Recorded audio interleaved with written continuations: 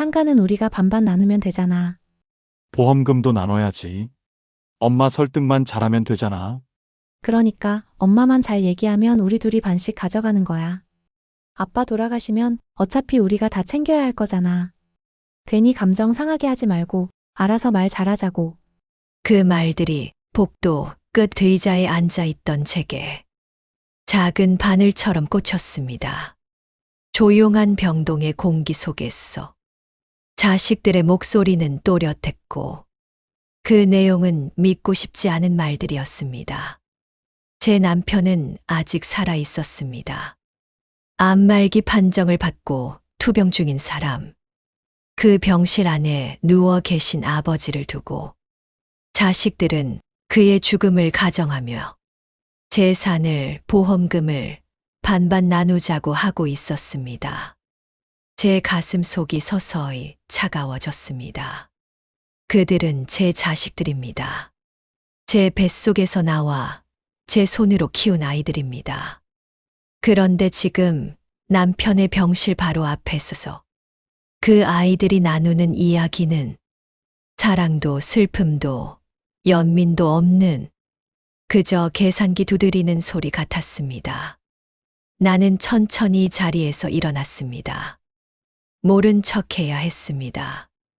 아무것도 듣지 못한 사람처럼 마치 평소처럼 그 아이들을 향해 미소 지으며 본격적인 이야기 들어가기 전에 이 영상이 끝날 때까지 함께 해주신다면 부모로서의 믿음이 어떻게 무너지는지 느끼게 되실 겁니다. 그러니 잠시만 시간을 내셔서 구독과 좋아요, 알림 설정을 부탁드립니다. 끝까지 들어보시면 이 이야기의 무게와 감정이 오랫동안 가슴에 남게 되실 겁니다. 감사합니다. 저는 이금희, 올해 70입니다. 젊은 날에는 한복 디자이너로 살았습니다. 바느질 하나하나에 정성을 담아 남편의 예복부터 두 아이의 돌복까지 제 손으로 만들었던 기억이 지금도 선명합니다. 지금은 평범한 노년을 보내고 있었습니다. 남편과 함께 산책하고 가끔씩 오는 손녀를 보며 웃고 하루하루가 잔잔했습니다. 하지만 그 잔잔함은 남편의 건강 이상으로부터 무너지기 시작했습니다. 늘 식욕 좋던 사람이 밥을 남기고 살이 빠지더니 결국 병원에 가게 되었습니다. 처음엔 단순한 위염일 거라 생각했습니다. 하지만 서울병원에서 들은 진단은 간암 말기입니다. 그 말을 듣고 저는 숨도 못 쉰 채 진료실 의자에 주저앉을 뻔했습니다. 남편은 담담히 고개를 끄덕였지만 저는 머릿속이 하얘졌습니다. 그날 이후 저희 삶은 완전히 달라졌습니다. 남편을 간병하는 일상이 시작되었고 아들과 딸도 자주 병문안을 오기 시작했습니다. 정말 그땐 저는 아직 몰랐습니다. 그 애들이 그 따뜻해 보이던 말들 뒤에 그런 마음을 품고 있을 줄은요. 그날 이후로 저는 남편 옆을 떠나지 않았습니다. 입원실에 머물며 하루 세 끼를 챙기고 조금이라도 표정이 좋지 않으면 간호사 호출 버튼부터 눌렀습니다. 식사 시간엔 수저를 들 힘도 없는 그 일을 한 입 한 입 떠먹여 드렸고 밤에는 머리맡에서 등을 토닥이며 기침이 멈출 때까지 함께 있었습니다. 이렇게까지 안 해도 된다고 하시던 분이 이제는 제 손을 꼭 잡고 잠드십니다. 그 손을 마주 잡고 있으면 마음이 복잡해졌습니다. 이렇게 가버릴까봐 두렵고 우리 둘만 남겨진 시간이 너무 짧게만 느껴졌습니다. 아들과 딸은 거의 매일 번갈아 병실을 찾았습니다. 아들은 출근 전 이른 아침에 들르고 딸은 저녁 늦게라도 짬을 내 병실에 왔습니다. 엄마, 아버지 식사는 좀 하셨어요? 엄마, 오늘은 어떠세요? 힘드시죠? 그 말들 덕분에 저는 그래도 내가 잘 키운 자식들이구나 하고 안심했습니다. 아버지 걱정하는 마음이 느껴졌고, 때때로 제 손을 잡아주는 그 손끝의 따뜻함이 전해졌습니다. 정호는 제가 잠깐 병실 밖으로 나갈 때마다 남편의 손을 꼭 잡고 이야기를 나눴습니다. 그 뒷모습을 보며 속으로 감사했지요. 주희도 퇴근 후 곧장 병실로 오느라 지친 얼굴로 앉아 있다가도 남편이 기침할 때면 다가와 등을 두드려주곤 했습니다. 그 애들 앞에서는 늘 미소 지으려 했습니다. 힘든 내색을 하지 않고 하루라도 남편이 덜 아프길 바라는 마음으로 말입니다. 딱 그때까지만 해도 저는 몰랐습니다. 그 아이들이 병실 밖 복도에서 어떤 이야기를 나누고 있었는지, 남편의 병세 뒤에서 무엇을 준비하고 있었는지, 저는 그냥 눈앞에 보이는 모습만을 믿고 싶었습니다.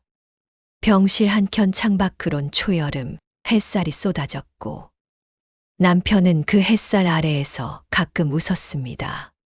그 웃음 하나로 하루가 버틸만해졌습니다.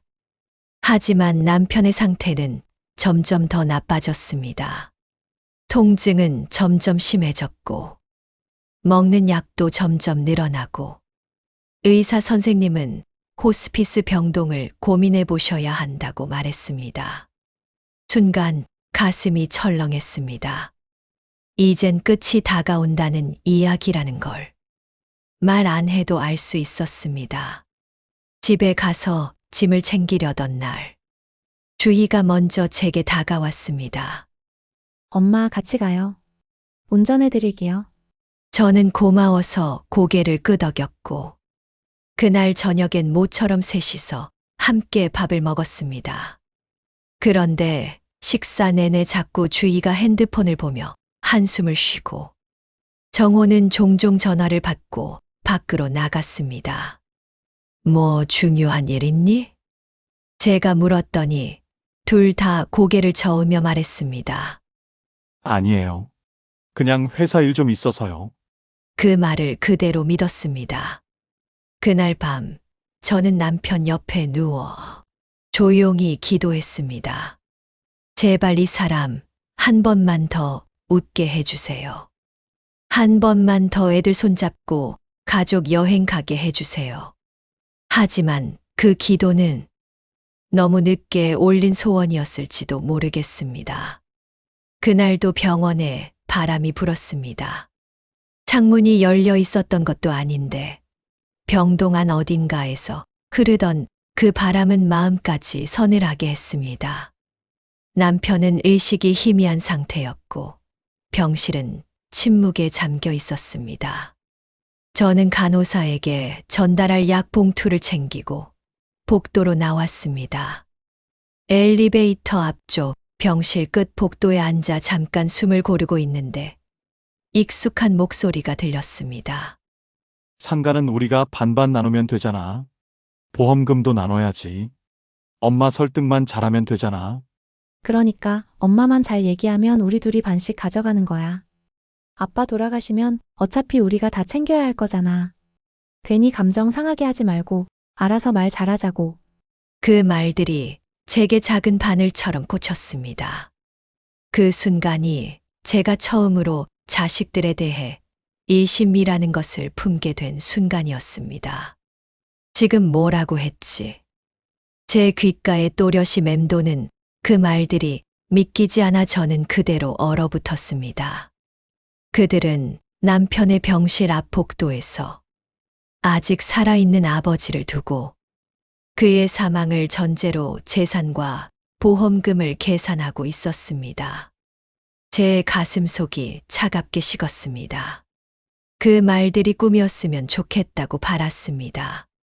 하지만 눈앞에 선명한 목소리와 웃음 섞인 말투는 현실이었습니다. 나는 조용히 몸을 돌렸습니다.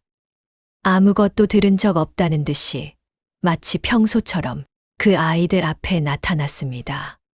정호는 놀란 듯 고개를 들었고 주희는 폰을 만지작거리다 고개를 숙였습니다. 엄마 어디 다녀오셨어요? 응, 약 좀 가지러. 그 한마디만 남기고 병실 문을 열었습니다. 남편은 눈을 감은 채 누워 계셨고 숨결은 한층 더 가팔라져 있었습니다. 그날 저녁 남편은 제 손을 잡은 채 떠났습니다. 말없이 조용히 저를 닮은 눈으로 아이들을 닮은 인매로 그 사람은 이 세상을 떠났습니다. 울음은 나오지 않았습니다.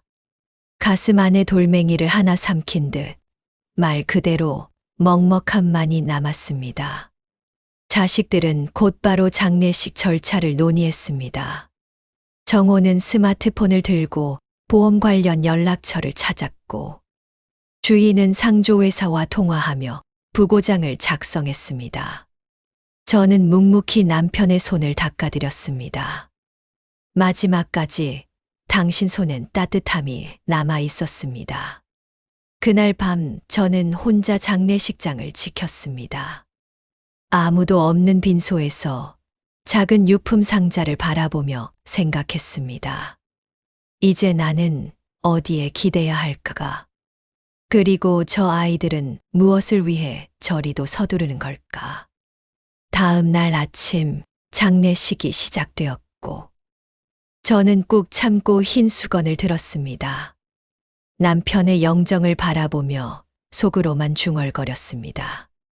당신 미안해요. 내가 이제 어떤 결정을 하게 될지 몰라도 그건 우리를 위한 길이었어요. 나만의 길, 그리고 당신과의 약속을 지키는 길. 장례는 조용히 마무리되었습니다. 남편의 영정은 이제 거실 한켠에 놓였고 향 냄새는 집안 구석구석에 배어 있었습니다. 며칠 동안은 아무런 말도 아무런 생각도 들지 않았습니다. 그저 그 사람의 마지막 손길만이 머릿속에 자꾸 맴돌았습니다. 사흘 후 정호와 주희가 함께 집으로 찾아왔습니다. 흰 봉투 몇 장과 노란 서류철을 챙겨와 거실 테이블에 꺼내 놓았습니다. 저는 그때까지도 단순히 행정 처리를 도와주러 온 줄로만 생각했습니다. 엄마, 이건 아버지 보험 관련 서류예요. 아버지가 드셨던 실손보험이랑 사망보험금 서류인데 서명만 해주시면 돼요. 그리고 이건 상가 관련해서 등기부등본이랑 최근 감정가예요.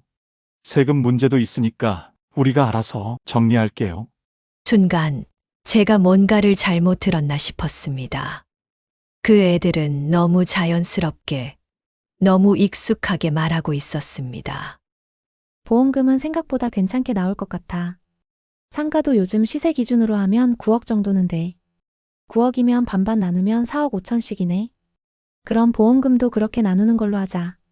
정호가 주희를 보며 웃었고 주희는 고개를 끄덕이며 제게 말했습니다. 엄마 괜찮죠? 저희 둘이 잘 정리할게요. 엄마는 그냥 사인만 해주시면 돼요. 그 순간 제 귀가 멍해졌습니다. 이 아이들이 지금 무슨 말을 하고 있는지 저는 믿을 수 없었습니다. 너희들 아버지가 남기신 건 다 나한테 물려주신다고 하셨어. 그거 잊었니? 정호는 눈썹을 살짝 찡그렸고 주희는 어색하게 웃으며 말했습니다. 엄마, 그건 그냥 말씀이셨잖아요. 공식 유언장 있는 것도 아니고 그냥 엄마가 우리한테 넘겨주면 돼요. 저는 잠시 말문이 막혔습니다. 그리고 아주 조심스럽게 입을 열었습니다. 그럼 너희는 아버지가 돌아가신 걸 기다리고 있었던 거니? 정호가 고개를 들며 말했습니다. 아니, 그런 뜻이 아니라 그냥 현실적인 얘기를 하는 거예요. 엄마 혼자 상가 관리하시는 것도 힘드실 테고 돈이 필요한 건 우리잖아요. 주희도 덧붙였습니다. 맞아요, 엄마. 저도 지금 가게 정리해야 할 상황이에요. 이 타이밍에 돈 생기면 숨 좀 돌릴 수 있거든요. 그 말에 저는 숨이 막혀왔습니다. 어떻게 그토록 덤덤하게 말할 수 있는지. 엄마, 너무 감정적으로만 생각하지 마세요. 우리도 지금 상황이 너무 어려워서 그래요. 진짜 이해해 주세요. 정호의 그 한마디가 저를 무너뜨렸습니다. 감정적으로 생각하지 말라.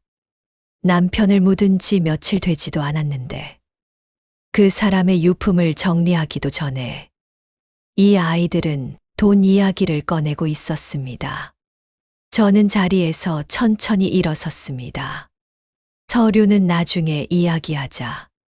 그리고 조용히 방으로 들어가 문을 닫았습니다. 문 뒤로 자식들의 목소리가 들렸습니다. 엄마가 좀 감정적이긴 하지? 조금 지나면 괜찮아지겠지. 시간 지나면 마음 돌릴 거야. 그 순간 저는 알았습니다. 제가 믿었던 가족의 모습은 제 환상이었다는 걸요. 방 안에 들어온 저는 한참을 침대 가장자리에 앉아 있었습니다. 문 밖에서는 아직도 자식들의 목소리가 오고 갔습니다. 그 소리가 이제는 익숙해져 버린 숫자와 계산의 언어처럼 들렸습니다. 이 아이들이 내가 알던 정호와 주희가 맞나? 정호는 중학생 시절 감기에 걸려 하루 종일 이불 속에서 흐느적거리던 아이였습니다. 그때도 회사 일로 바쁜 남편 대신 밤새 해열제를 챙기고 손수건을 시켜 이마에 얹어줬습니다. 주희는 첫 월경을 시작한 날 당황해서 울음을 터뜨리던 그 아이가 떠올랐습니다. 부엌으로 달려와 저를 꼭 안고 엄마, 나 이상해졌어 하던 그날의 떨림이 아직도 손끝에 남아 있습니다. 그런데 지금 그 아이들이 남편의 죽음을 숫자로 환산하고 저를 설득해야 할 장애물로 여긴다는 사실이 가슴에 돌처럼 내려앉았습니다. 다음 날 아침밥을 차릴 힘도 없어 물만 마시고 있던 저에게 정호가 조심스럽게 다가왔습니다. 엄마, 어제는 너무 급하게 말한 것 같아요. 근데 진짜 저희 입장도 좀 생각해 주세요. 회사에서 지금 구조조정 이야기가 나와서요. 계약직 전환 얘기도 들리고. 그 말이 끝나기도 전에 주희가 말을 이었습니다. 저도요, 엄마. 미용실이 지금 너무 힘들어요. 인건비도 안 나오고 임대료 밀린 게 몇 달째예요. 이 상황에서 엄마가 조금만 양보해 주시면. 그제야 저는 천천히 고개를 들었습니다. 너희 정말 그게 다야? 둘은 당황한 듯한 얼굴을 하고 고개를 끄덕였습니다. 엄마가 상가랑 보험금 좀 나눠주시면 저희도 숨 돌릴 수 있고 엄마도 편하게 지내실 수 있잖아요. 순간 뭔가가 툭 끊어졌습니다. 그럼 너희 아버지, 그분은 뭐였니? 단지 죽음으로 보험금 남겨주는 존재였니? 정호와 주희는 아무 말도 하지 못했습니다. 그 사람, 너희 학교 등록금 마련하려고 밤새 바느질해 준 사람이었어.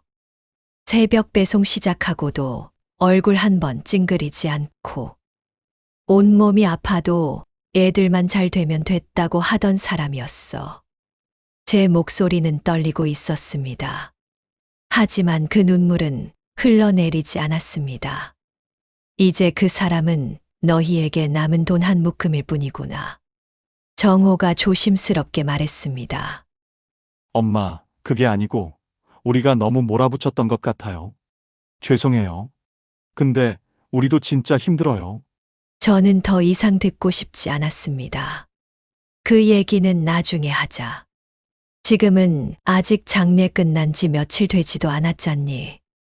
두 아이는 말없이 고개를 끄덕였고 저는 다시 방 안으로 들어가 문을 닫았습니다. 문 너머로 들려오는 한숨 소리에 한때는 그렇게 사랑했던 내 아이들이 이제는 나를 슬프게 만든다는 사실이 어쩌면 가장 견디기 힘든 고통이었습니다. 며칠 뒤 상가 계약서가 제 손에 도착했습니다. 남편 이름으로 되어 있던 상가는 그의 사망으로 자동 상속 절차에 들어갔고, 저는 그걸 정리해야 했습니다. 공인중개사는 말했습니다. 지금 내놓으면 최소 8억은 받으실 겁니다. 입지도 좋고 바로 임차인도 있으니까요. 순간 머리가 멍해졌습니다. 그 상가는 남편이 생전에 노후엔 이걸로 생활하라며 마련해 준 곳이었습니다. 아이들한테 말하지 않았지만 그 사람이 마지막까지 저에게 가장 많이 신경 썼던 부분이었지요. 저는 그날 저녁 혼자서 한복을 정리하듯 남편의 유품을 하나하나 꺼냈습니다. 우리 둘이 찍은 오래된 사진, 손글씨로 남긴 쪽지, 그리고 제 생일마다 주던 손편지. 거기엔 이렇게 적혀 있었습니다. 금이야, 나 없이도 잘 살아줘. 내가 널 얼마나 사랑하는지. 그 마음이면 평생 외롭지 않을 거야. 그 쪽지를 가슴에 안고 한참을 울었습니다. 다음 날 정우와 주희가 집에 왔습니다. 둘 다 눈치를 살피며 말을 꺼냈습니다. 엄마, 상가 그거 팔면 언제쯤 정리되세요? 네, 엄마 부동산에서 뭐라고 하던가요? 저는 조용히 물을 한 모금 마시고 입을 열었습니다. 팔지 않을 거다. 너희 아버지가 나 주려고 남긴 거야. 내 노후를 위해서. 그 사람이 너희한테 직접 얘기했으면 너희가 그걸 그렇게 쉽게 말할 수 있었겠니? 정호는 답답하다는 듯이 한숨을 쉬었습니다. 엄마, 우리 지금 진짜 벼랑 끝이에요. 엄마가 그렇게 나오시면 우리 어떡하라고요? 주희도 따라 말했습니다. 맞아요. 엄마는 연금도 있고, 집도 있고, 상가도 있고. 우린 정말 아무것도 없어요. 엄마가 좀 도와주시면 안 되는 거예요? 저는 조용히 미소를 지으며 말했습니다. 나는 너희를 도와주고 싶지 않아서 그런 게 아니다. 다만 지금 너희는 도움이 아니라 당연한 권리처럼 말하잖니. 아버지 장례 끝나기도 전에 보험금 나누자고, 상가 반 나누자고 그렇게 쉽게 말했던 그 마음을 내가 모를 줄 알았니? 둘은 아무 말도 하지 못했습니다.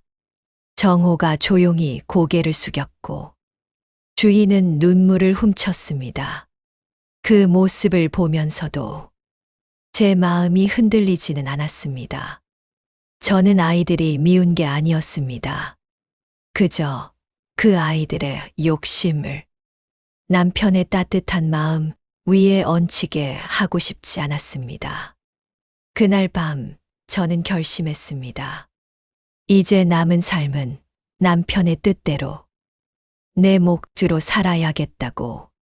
더 이상 누구에게도 휘둘리지 않고 엄마니까 당연하다는 말에 상처받지 않기로요. 며칠이 지나고 저는 상가 서류가 담긴 서랍장을 꺼내 정리하기 시작했습니다. 장례를 마치고 나니 이제는 현실적인 문제를 마주해야 했습니다.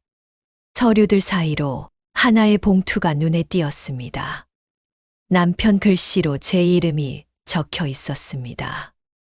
봉투를 여니 공증 도장이 찍힌 유언장이 나왔습니다. 본인 최영호는 사망 시 본인 명의의 상가를 배우자 이금희에게 전부 상속함. 이 선택은 평생 가정을 위해 헌신한 배우자에 대한 보답이며 향후 자녀들의 이견이 있을 시 법적 효력을 갖는다. 제 눈에 눈물이 핑 돌았습니다. 그 사람 마지막까지 저를 생각해 준 거였어요. 그 상가는 저희 부부가 함께 일군 결실이었고 그는 그걸 잘 알고 있었습니다. 서류를 다시 봉투에 넣고 조심스레 덮었을 때 밖에서 초인종 소리가 울렸습니다. 정호와 주희가 함께 들어왔습니다. 엄마 상가 얘기 좀 해요. 딸이 말을 꺼냈고 아들이 뒤를 이었습니다. 상가 팔면 각자 집 대출도 좀 갚고 숨 좀 돌릴 수 있을 것 같아서요. 저는 차분히 고개를 저었습니다. 그건 안 된다. 그 상가는 아빠가 남기신 거야. 그러자 정호가 약간 예민한 얼굴로 말했습니다. 엄마, 저희도 아버지 자식이에요. 솔직히 반반 나누는 게 맞는 거 아닌가요? 주희도 한숨을 내쉬며 맞장구 쳤습니다. 그래요, 이거 팔고 우리 반반 나누면 엄마도 편하고 우리도 숨통 트이고 다 좋잖아요. 저는 말없이 남편의 유언장을 꺼내 식탁에 올려놨습니다. 두 아이는 고개를 숙여 유언장을 읽었습니다. 전부 상속한 법적 효력? 정호가 중얼거리며 봉투를 닫았습니다. 이게 언제 쓴 거예요? 주희가 묻기에 저는 짧게 대답했습니다. 투병 들어가기 전에 아빠가 직접 공증까지 받고 왔어. 두 사람은 잠시 말이 없었습니다. 하지만 이내 정호가 다시 입을 열었습니다. 엄마, 아버지는 분명 엄마 믿고 맡긴 거겠죠? 근데 그걸 꼭 엄마만 갖고 계셔야 돼요? 저는 천천히 숨을 들이쉬었습니다. 아빠가 내 손에 맡기고 떠난 거야. 그 사람이 평생 손 놓지 않았던 가게였고, 나도 그 곁에서 일했어. 주희는 약간 울먹이며 말했습니다. 우린 그냥 엄마가 그거 가지고 힘들어질까봐 그런 거예요. 하지만 그 말들이 아버지 돌아가시기 전 복도에서 나눴던 이야기들을 덮을 수는 없었습니다. 저는 조용히 유언장을 다시 접어 넣었습니다. 그거 아빠의 마지막 말이야. 난 그 뜻을 지킬 거다. 정호는 입술을 깨물며 고개를 돌렸고 주희는 한참을 말없이 서 있다가 가방을 들고 문 쪽으로 걸어갔습니다. 그날 밤 남편의 사진 앞에 앉아 오래도록 눈을 감았습니다. 당신이 떠난 후에도 내가 당신의 뜻을 지킬 수 있겠지요? 당신이 나한테 준 마지막 신뢰를. 그날 이후 두 아이는 한동안 연락이 없었습니다. 정호는 메시지 한 줄 없이 잠적했고, 주희는 SNS에 가게 정리 중이라는 글만 남겨두고 연락을 끊었습니다. 처음 며칠은 마음이 텅 빈 것 같았습니다. 정말 이게 가족이 맞나? 내가 뭘 그렇게 잘못했나? 혼자 앉아 밥을 먹다가도 갑자기 눈물이 쏟아졌습니다. 하지만 어느 순간부터 생각이 달라졌습니다. 내가 외로운 게 아니라 그 아이들이 외면한 가족의 마음을 모른 채 진짜로 외로운 길을 택하고 있다는 걸 깨달았습니다. 남편의 유언장은 제게 단순한 상속 서류가 아니었습니다. 그건 그의 마지막 사랑이자 제가 살아온 세월에 대한 고마움이 담긴 신뢰의 증거였습니다. 아이들을 원망하지는 않기로 했습니다. 그들도 결국 살아내느라 지친 사람들이니까요. 하지만 그들과 제가 완전히 예전처럼 돌아갈 수는 없겠지요. 며칠 전 작은 봉투 하나를 들고 법무사를 찾아갔습니다. 남편이 남긴 상가를 저도 언젠가는 내려놔야 할 테니까요. 그때 제 손으로 정리할 수 있게끔 차분히 하나씩 준비하고 있습니다. 이제는 마음이 조금 단단해졌습니다. 내가 나를 지키지 않으면 아무도 지켜주지 않는다는 걸 이 나이에 비로소 알게 됐습니다. 햇살 좋은 날이면 남편과 걷던 동네 공원을 혼자 걸으며 제 삶을 곱씹어 봅니다. 외롭기도 하지만 이제는 후회보다는 다짐이 더 많습니다. 남은 시간만큼은 누구의 엄마도 누구의 아내도 아닌 그저 이금희로 살아가고 싶습니다. 여기까지 제 이야기를 들어주셨어. 진심으로 감사드립니다. 앞으로도 인생의 깊이와 감정을 담은 이야기들 더 많이 전해드리고 싶습니다. 구독과 좋아요, 알림 설정을 눌러주시면 여러분의 공감과 따뜻함이 저에게도 큰 힘이 됩니다. 여러분과 마음이 닿는 이야기로 다시 인사드리겠습니다. 감사합니다.